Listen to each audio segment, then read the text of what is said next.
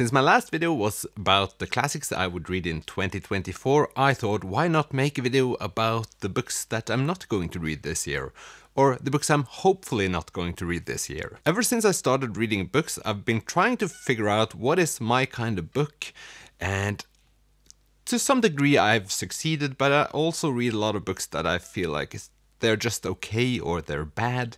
So now I figured I'd go the other way around and try to exclude the books that I despise in advance, which is a bit terrifying, but here goes. These thoughts came to me one day when I tried to go through my shelves and unhaul some books, which is very difficult. I found only one so far, and that is Ugly Love by Colin Hoover, and this is in this video because 2 years ago I started buying a whole lot of books that were popular on TikTok, and I figured if a lot of people liked them, so would I.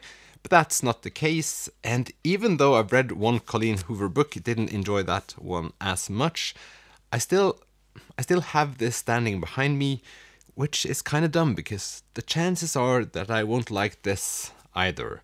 Also, it's something about when you're a bit bored and you can't really figure out which book you're going to read next, it's easy to go for the book that you've seen most of.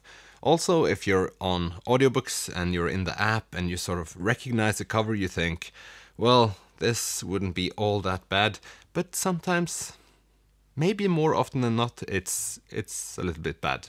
At least that's my experience.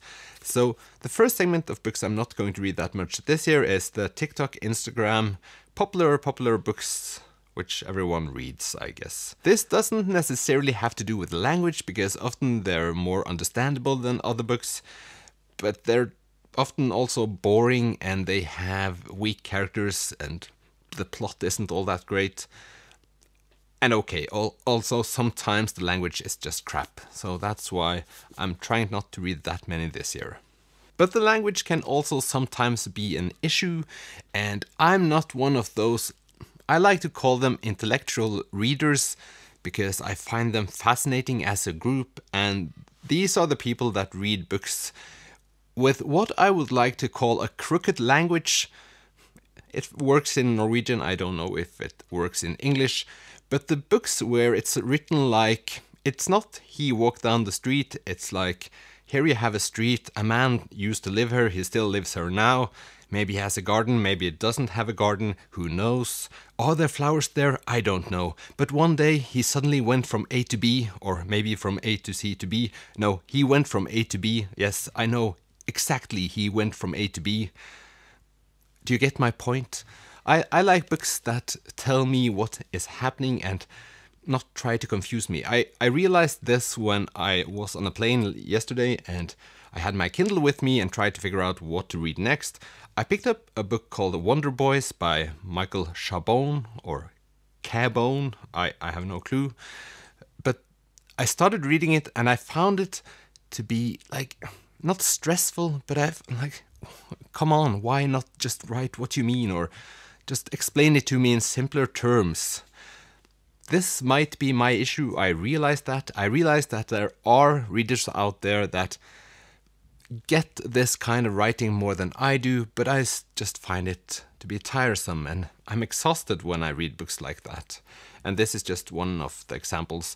It's not like I don't understand what they're saying, it just sometimes the language is just a bit slow and like a long and winding road to read, for me at least. So I'm going to earlier identify the books that have this kind of language, because it's very apparent to me when I open up a book and I see like, okay, this is not going to work, I should just put it down. So a memo to myself. Then you have the character-driven books. Character-driven books aren't all that bad if you have a main character that's cool, or if there's kind of like a mix between a plot-driven book or a character-driven book. Just don't give me like, we have family issues, because I have enough of my family issues. I don't need to read about it. It's as simple as that. When it comes to trying to avoid character-driven books, I find Storygraph to be kind of great because you can sort books after plot-driven or character-driven or whatever you like. So I think I'm going to use Storygraph a bit more actively this year when trying to not read more books like this. Helga Flatland has books that I truly love, so this is just an example. I didn't enjoy this as much, but yeah, going to try to avoid that type of book. Then over to books I usually enjoy, and this illustrated by The Clash. I do love memoirs, especially memoirs about musicians or music, so this is just me trying to remind myself that if I find a memoir from a musician or about a musician, I don't have to buy it, because they're not all great, even though they usually are. So try to narrow it down, and I guess this is a tip for all the books you're going to purchase or read. Even though you like that kind of book, you might not love that book. So it's as easy as that. So just let's try to all remember it. And the last, I guess, it's the classics. I don't tend to love the classics, but I feel like classics is sort of like a thing on the sides, because I can still read classics and like having the references and like having read them, even though I don't like reading them. So that's why they're not included in this video. So I think these were my thoughts on the books I'm not going to read in 2024. I don't need you to write the books that you're not going to read in 2024, but if you'd like to comment something else, you can. Also subscribe to this channel if you like these kinds of videos. Hope you have a pleasant day, weekend, and I'll see you in the next one. Bye!